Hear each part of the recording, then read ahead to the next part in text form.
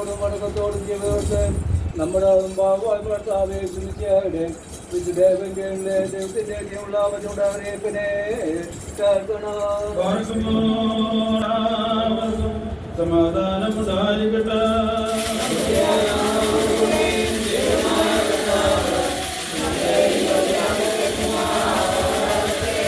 ജീവൻ നൽകുന്ന പ്രഖ്യാപനമായി നമ്മുടെ കർത്താവായ യേശുമിശിഹായുടെ എവങ്കേലിയോൻ ലോകത്തിന് ജീവനും രക്ഷയും ഘോഷിക്കുന്ന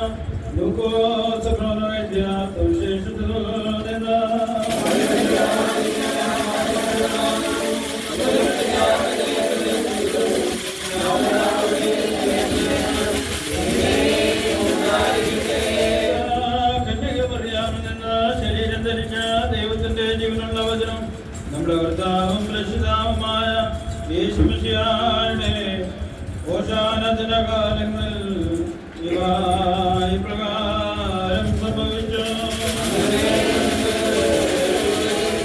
യേശു ഇപ്രകാരം പറഞ്ഞ ശേഷം യെരൂശലേമിലേക്ക് പോകുവാനായിട്ട് മുമ്പോട്ട് നടന്നു. അവൻ ബേത്സയിദ എന്ന് വിളിക്കപ്പെടുന്ന ഒരു മലയിലേക്ക് അടുത്തുള്ള ബെത്നിയായിക്ക് അടുത്തപ്പോൾ തന്റെ ശിഷ്യന്മാരിൽ 2 പേരെ അയച്ചുകൊണ്ട് അവരോട് പറഞ്ഞു, നമ്മുടെ നേരെയുള്ള ഗ്രാമങ്ങളിലേക്ക് പോകുകയും നിങ്ങൾ അതിൽ പ്രവേശിക്കുമ്പോൾ ഒരു കഴുതക്കുട്ടിയെ കെട്ടിയിരിക്കുന്നത് കാണും. അതിന്റെ പുറത്തൊരിക്കലും ഒരുവനും കയറിയിട്ടില്ല. അതിനെ അയച്ചുകൊണ്ട് വരുവിൻ. എന്തിനാണ് നിങ്ങൾ അതിനെ അയക്കുന്നതെന്ന് ആരെങ്കിലും ചോദിച്ചാൽ നമ്മുടെ കർത്താവിന് ഇതിനെ ആവശ്യമുണ്ട് എന്ന് പറയുവിൻ. അയക്കപ്പെട്ടവർ പോയി അവൻ പറഞ്ഞ പ്രകാരം കണ്ടു. അവർ കഴുതക്കുട്ടിയെ അയക്കുമ്പോൾ അതിന്റെ ഉടമസ്ഥൻ, നിങ്ങൾ ഈ കഴുതക്കുട്ടിയെ അയക്കുന്നത് എന്തിനെന്ന് ചോദിച്ചു. അവൻ അവരോട്, ഞങ്ങളുടെ കർത്താവിന് ഇതിനെ കൊണ്ട് ആവശ്യമുണ്ട് എന്ന് പറഞ്ഞു.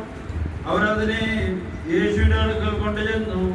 കഴുതക്കുട്ടിയുടെ പുറത്തെ വസ്ത്രങ്ങൾ വിരിച്ച് അതിന്മേൽ യേശുവിനെ കയറ്റി. അവർ പോകുമ്പോൾ പലരും തങ്ങളുടെ വസ്ത്രങ്ങൾ വഴിയിൽ വിരിച്ചു. സൈന്യ പർവ്വതത്തിന്റെ ഇടക്കത്തോട് എത്തിയപ്പോൾ ശിഷ്യന്മാരുടെ കൂട്ടമെല്ലാം തങ്ങൾ കണ്ടിട്ടുള്ള സകല അത്ഭുത ശക്തിയേക്കാൾ ഏറ്റവും കുറിച്ച് സന്തോഷിച്ചു. അവരാർത്ത് വിളിച്ച് ദൈവത്തെ സ്തുതിച്ചുകൊണ്ട് ഇങ്ങനെ പറഞ്ഞു തുടങ്ങി, ഹോശാന ഹോശാന ഹോശാന ഹോശാന നാമത്തിൽ രാജാവ് വാഴ്ത്തപ്പെട്ടവനാകുന്നു. സമാധാനം സ്തുതി വാഴ്ത്തപ്പെട്ടവനാകുന്നു. സ്വർഗ്ഗത്തിൽ സമാധാനം, അത്യുന്നതങ്ങൾ സ്തുതി.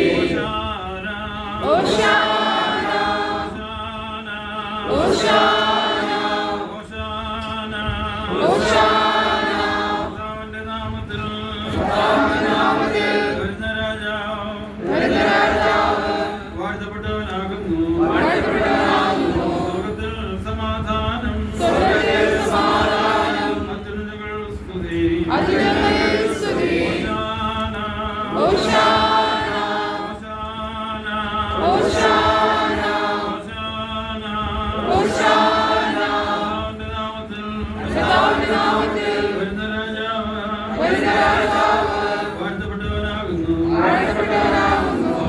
സമാധാനം, അത്യുന്നതങ്ങൾ സ്തുതി.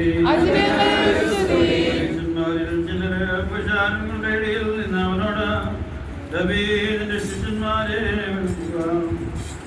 അവൻ അവരോട്, ഇവർ മിണ്ടാതിരുന്നാൽ ഈ കല്ലുകൾ ആർത്തു വിളിക്കുമെന്ന് ഞാൻ നിങ്ങളോട് പറയുന്നുവെന്ന് പറഞ്ഞു. പാർക്കുമോ നിങ്ങൾക്കെല്ലാവർക്കും